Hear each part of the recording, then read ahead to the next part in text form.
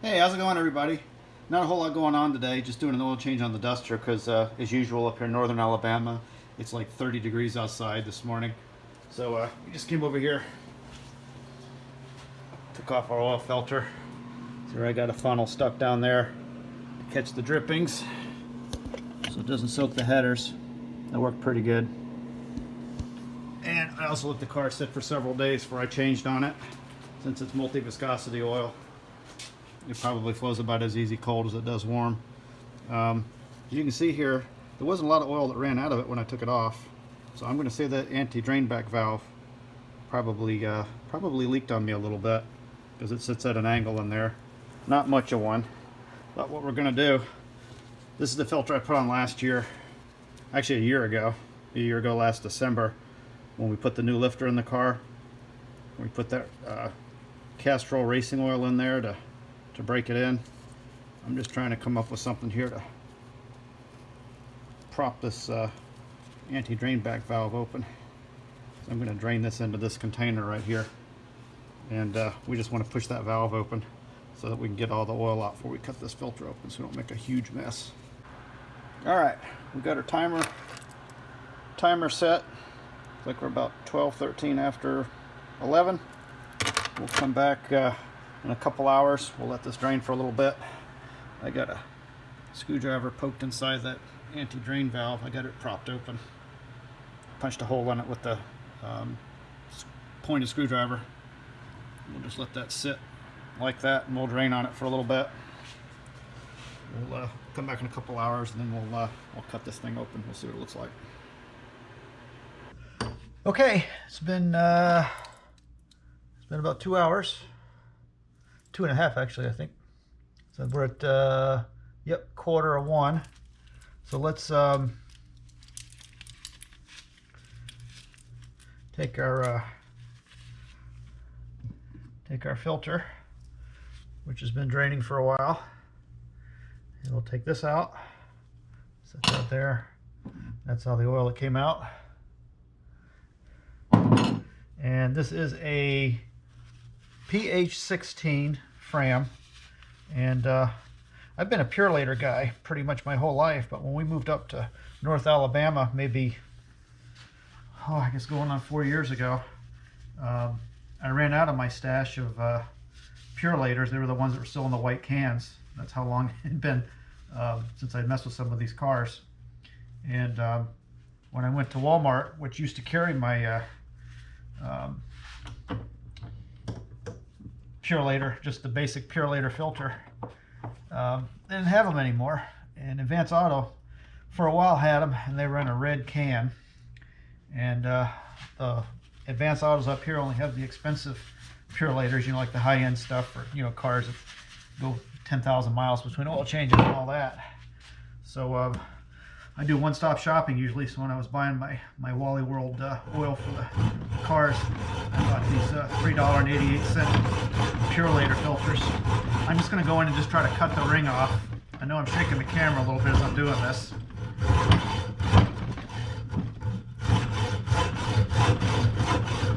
And it cuts pretty easy. Oh yeah, it's raining parts. Awesome. Okay. All right. We'll just show you what we're doing here.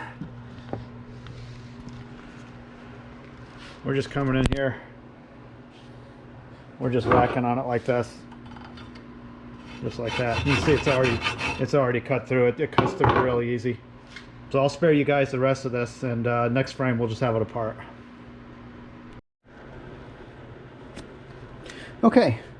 What I did was cut the filter off right along the crimp ring, and then there was still a little bit of filter can hanging on to the rest of the base plate, and I just took a file and went around and just filed the edges to make them thin enough so that I can come in and pull this open. And the reason I did that is so I don't get any shrapnel on the element when I'm cutting it loose. So I basically cut outside the filter. See if I can pry it up. Oh yeah, there we go. All right, there's the faceplate.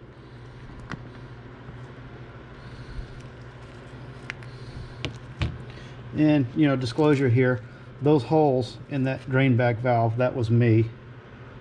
And you can see I went right through the fiber end cap when I did that. That's not the filter's fault. I'm not picking on it. You know, I'm just saying, you know, that's what happened. So we're just going to pull this out. It's probably still got a fair amount of oil in it.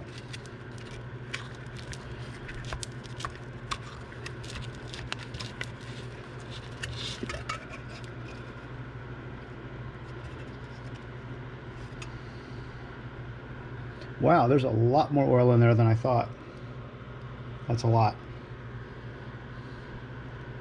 So just looking at the pleats, that was in there a year, and I have to say those look quite crappy, and that's 1,000 miles. Now I can see right here, that crud in there is from me. I punched it. You can see the light coming through the hole there. I punched a hole in that fiber end cap right there, trying to get it open. Just trying to get that drain valve to open. It don't look like it did me a lot of good, because that thing is still like really full of oil. I mean, like a lot.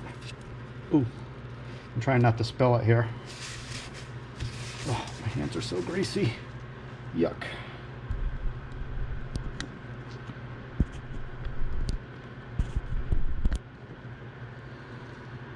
All right, see if I can just get this with my fingers. We'll drain this out. I'm looking for chunks as I do it.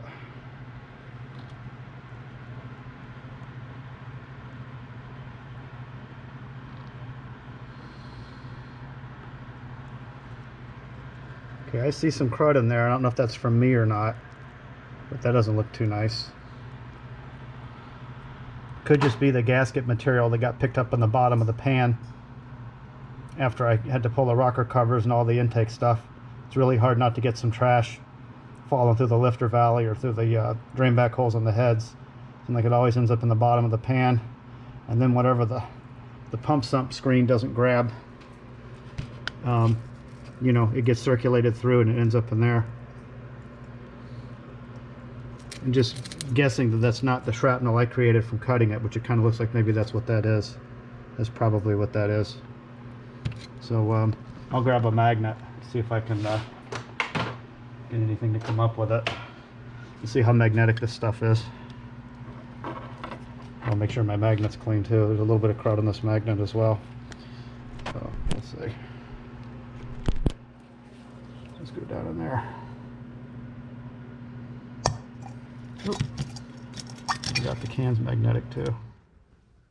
And it looks like there was some crud of that magnet already, but it's not picking up those big chunks in there. So I'm going to say that stuff was probably just gasket material. See if I can just grab some of it with my finger.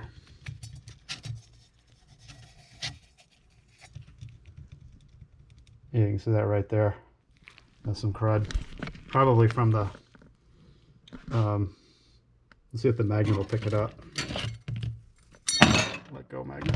There we go. Let's see if the magnet will pick that off. Yeah, whatever it is, it's magnetic. Maybe. Let's see if it stays on there. Yeah. Looks like it's staying on there. I don't know if that's just from oil. Oh no, it looks like it's coming off on my finger. It must just be sticking to it because of the magnetic. No, it's not magnetic. That's a piece of gasket material. That's a big chunk of it right there. All right, we'll cut these pleats open, which are, I would say these are like quite nasty for a filter that's only got 1,000 miles on it.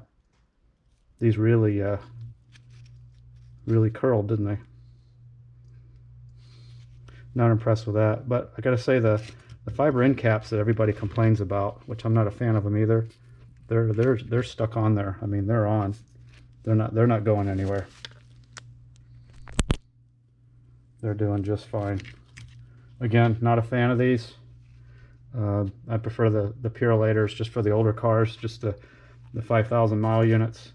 You can see the plastic drain valve in here, which I'm not a fan of that either.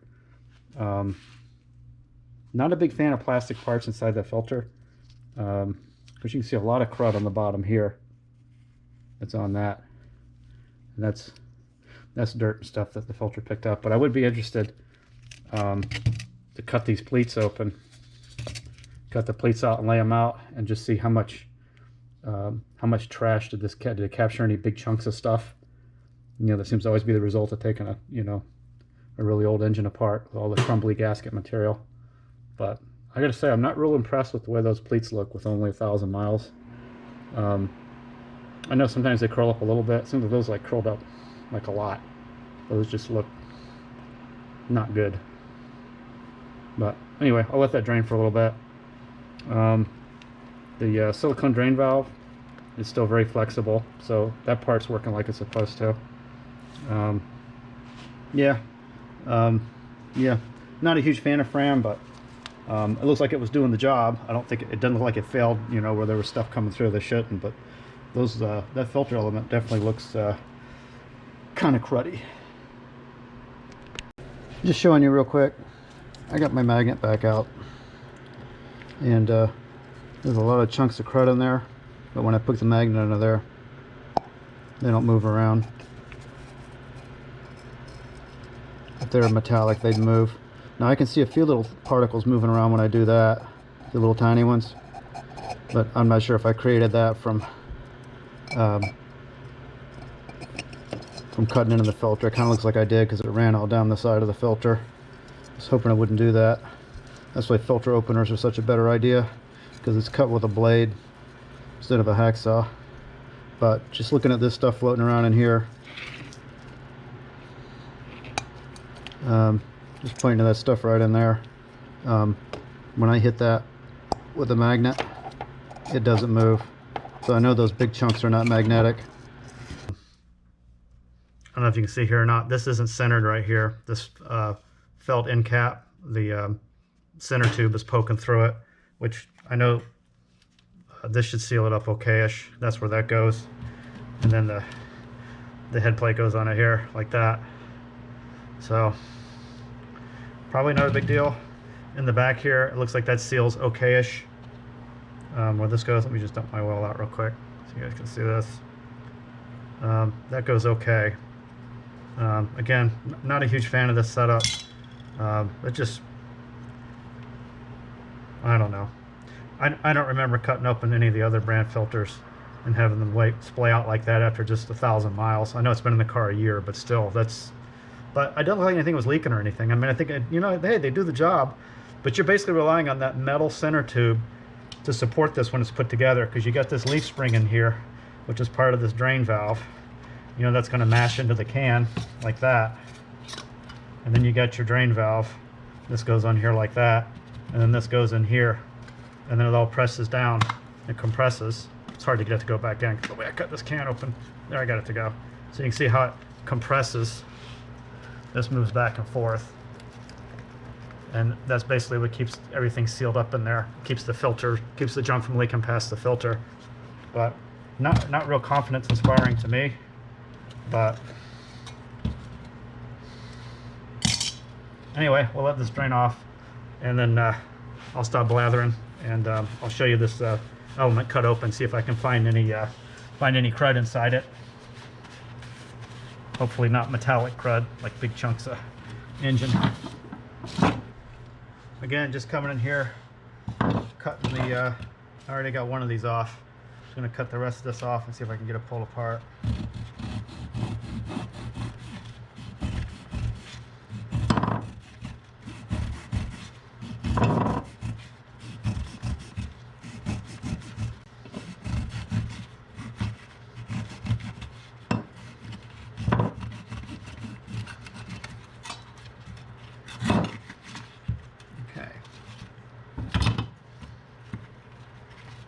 Alright, there's our center tube, which basically supports this filter element. I think that's why they have a tendency to curl, because that's the only thing that's supporting it.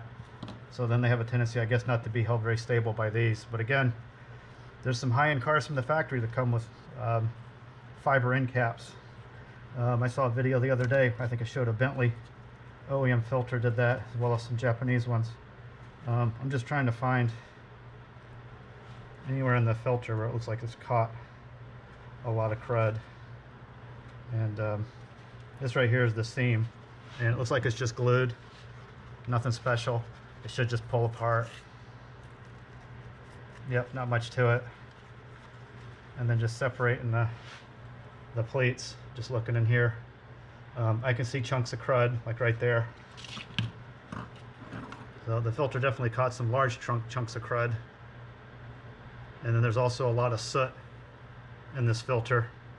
Because what happened was when we tried to take the car up to the Huntsville Motor Speedway, the carburetor had a major failure. And we ran a lot of gas to the engine, getting it back home to Athens from Huntsville. It really dirted the oil. So, pretty nasty. That's just a piece of a fiber end cap from where I cut this apart. So, looks like the element itself is doing the job. None of the pleats are torn anywhere. I mean, it basically did the job. I mean, $3.88 at Walmart. Pretty cheap.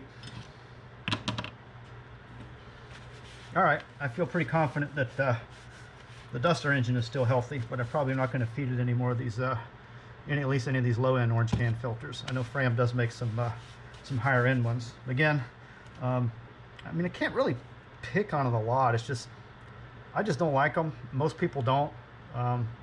Still not really sure it hurts anything. What are your thoughts? What do you guys think?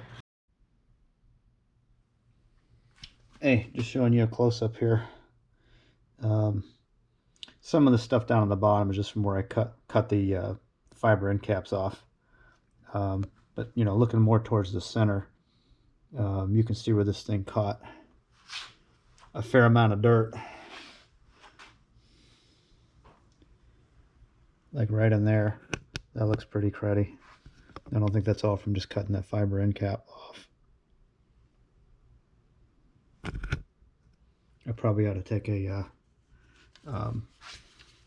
magnet, see if I can get some of this, see if it's magnetic, like those big chunks right there. Okay, and they're not. It's just dirt. It looks like pieces of gasket material and stuff.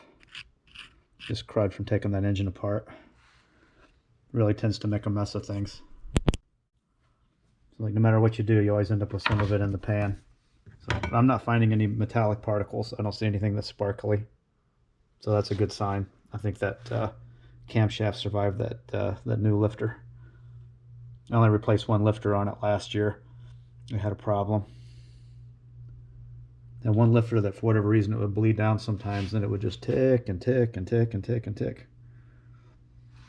Just looking at these end caps, you can kind of see how those are glued on to the filter element. See where I just cut through with the hacksaw. They put a fair amount of glue on them. There's the one I punched a hole in trying to drain it. That didn't work out so well. But you know, they tend to, I guess they tend to hold together. I still wasn't impressed with how the pleats looked. That was kind of cruddy, but I don't see any cracks or tears in between the pleats, you know. And so in other words, I think it was filtering the dirt out like it's supposed to. But I think they're only rated at like, well, I say only, it's like 95.6% efficiency, even on these low-end red can filters. I think it's at 20 microns or larger. I think they catch 95% of the particles on that multi-pass test, which I think is actually impressive. It's nice that they list that. The Purelators and some of the other filters tend to rate a little higher.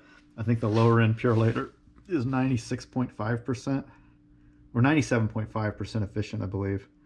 And then the I think the Purelator 1, I think those are 99% efficient, and I think the Boss is like 99.9% efficient, which is pretty impressive. But keep in mind it's a cumulative thing too. You know, the idea is to be removing the particles faster than the engine can generate them into the oil. So yeah, I'm safe. I think everything is okay, other than there's just like a lot of crud. I still think some of that was generated from just cutting the element apart, like this stuff here where it's fragged. That's definitely just from cutting it up. But some of these other particles, that right there I think was just dirt and crud. So hey, filter did its job, I'll give it that.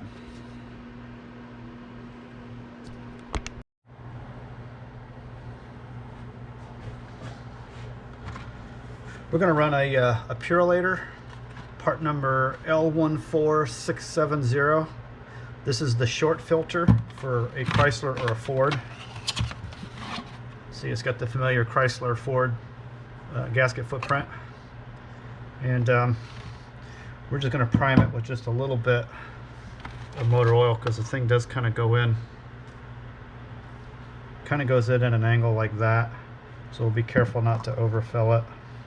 We're just going to put a little bit of Castrol GTX diesel 15W40. Found this at Tractor Supply along with this red can Purolator, which is just the basic Purolator filter. We're just going to prime her up just a little bit.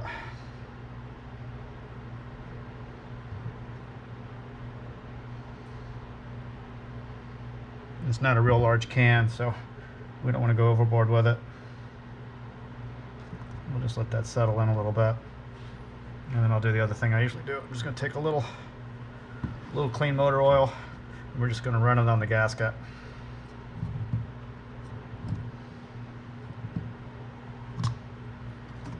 And it looks to me like the red can Purolator, this particular one does have a silicone rubber anti-drain back valve.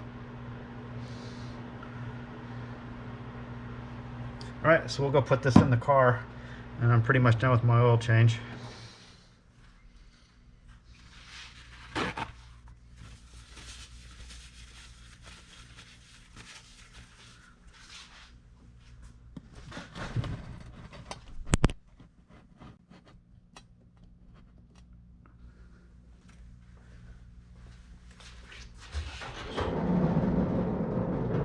Raise the bonnet. Just set this down here like that.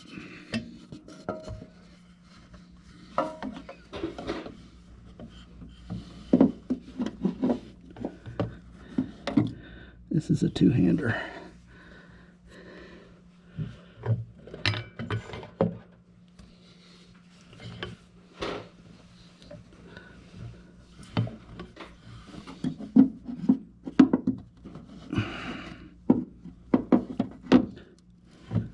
See where I'm going.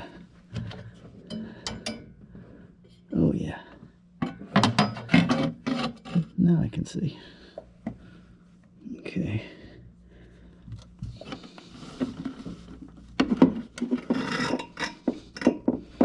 But now the light won't let me get clearance. Okay.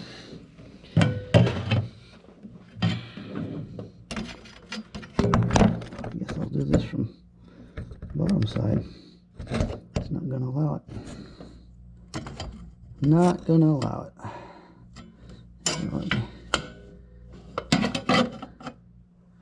There we go. I'm going to have to crawl underneath and get that thing on.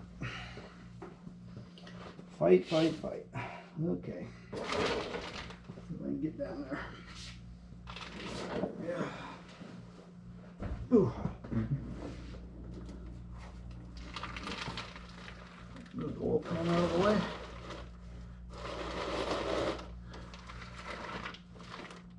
Oh man, I'm too fat to fit under this car on the creeper. Oh, I kind of get there.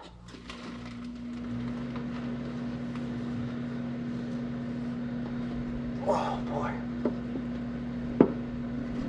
gonna be a fight. Okay.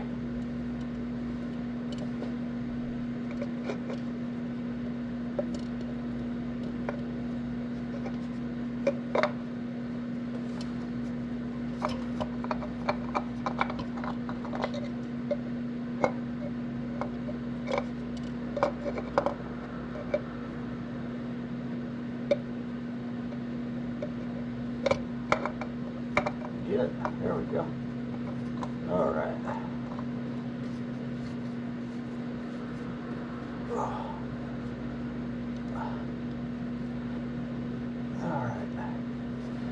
spin on the top side. Then you spin. Oh boy. Tell you what. I don't know if it's gonna let me. Oh boy. Okay, maybe not. Let's see. Oh yeah, there we go. Oh yeah, that's on there. Okay, I guess we're good to go.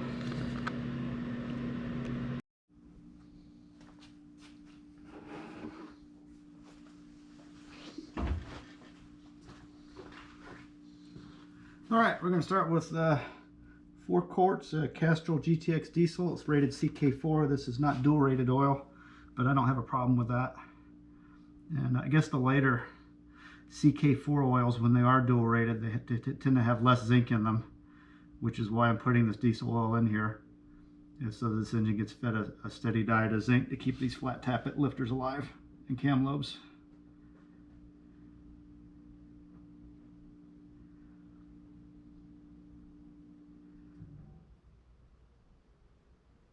And I'll grab just about any diesel oil I can find that's a deal. When I was at Tractor Supply looking for those red can Purelator filters that were a deal, they had this Castrol on sale. They have their house brand on sale too, but I went for this. It was just a little bit more. I wanted to just go with the name brand.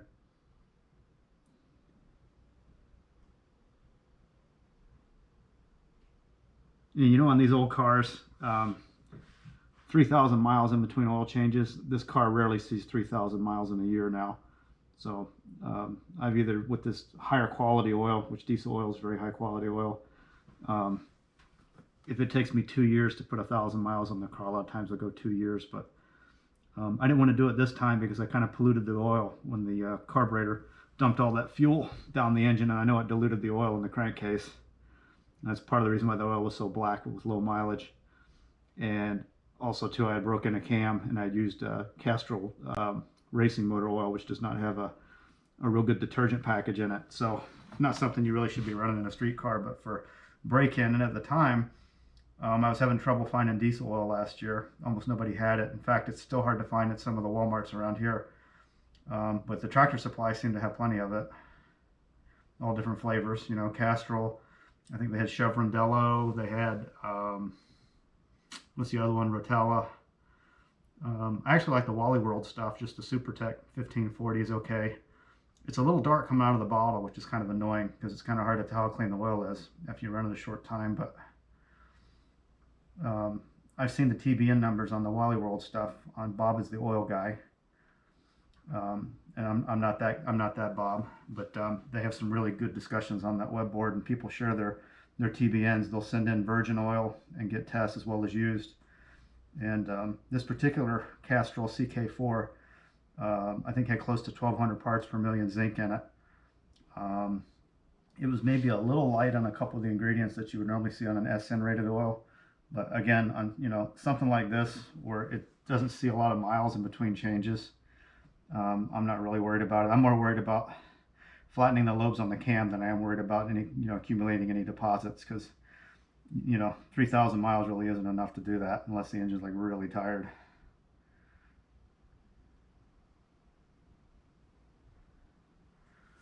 All right, so there we are. I think I'm good for another, probably good for 2 years this time.